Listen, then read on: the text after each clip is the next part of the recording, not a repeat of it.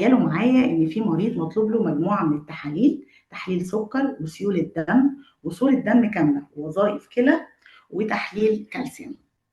اللي بيسحب العينة مش عارف ترتيب الأنابيب، فقرر يعتمد على المنطق، والمنطق بتاعه قال إن المفروض أبدأ بالأنابيب اللي فيها موانع تجلط علشان أقدر أحافظ على الدم إن هو ما يتجلطش مني، وبعد كده آخد الأنابيب الفاضية اللي هي مش هتفرق معايا في حاجة.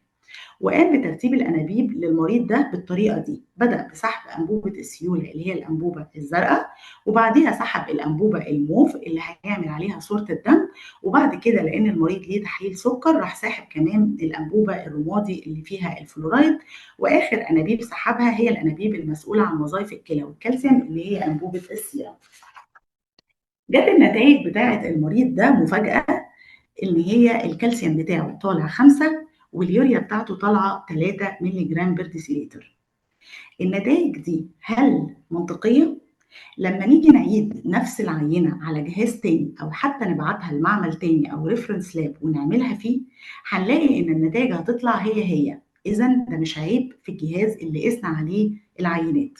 أمال المشكلة حصلت إزاي؟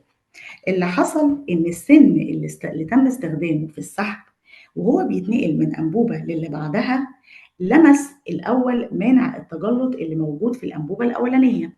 خلينا نفترض إن هو لمس مانع التجلط اللي موجود في الأنبوبة الموف. مانع التجلط اللي موجود في الأنبوبة الموف اسمه إيديتا، والإيديتا دي مادة بتوقف التجلط عن طريق إنها بتمسك في المواد المتأينة اللي موجودة في الجسم، زي الكالسيوم أو المغنيسيوم، أي حاجة ثنائية الشحنة هتلاقيه أوصادها هتروح تمسك فيها.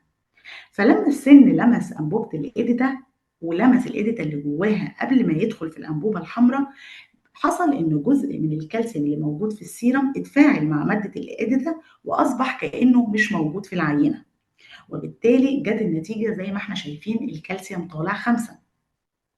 طيب وإيه اللي حصل وخلى اليوريا تطلع قليلة قوي كده؟ اللي حصل إنه لما جه سحب عينة السكر على أنبوبة الفلورايد، أنبوبة الفلورايد دي أو الأنبوبة الرمادي فيها مادة الفلورايد دي فيها إنزيمز كتيرة قوي. من ضمن الإنزيمز إنزيم اسمه يوريز. إنزيم اليوريز بيكسر اليوريا وبيكسر اليوريك أسيد، وده باين قوي من اسمه يوريز، وبالتالي هو كسر جزء كبير جدا من اليوريا اللي كانت موجودة في العينة قبل ما تدخل العينة الأنبوبة الحمراء، وبالتالي ده اللي خلى نتيجة اليوريا تظهر بالشكل اللي احنا شايفينه ده.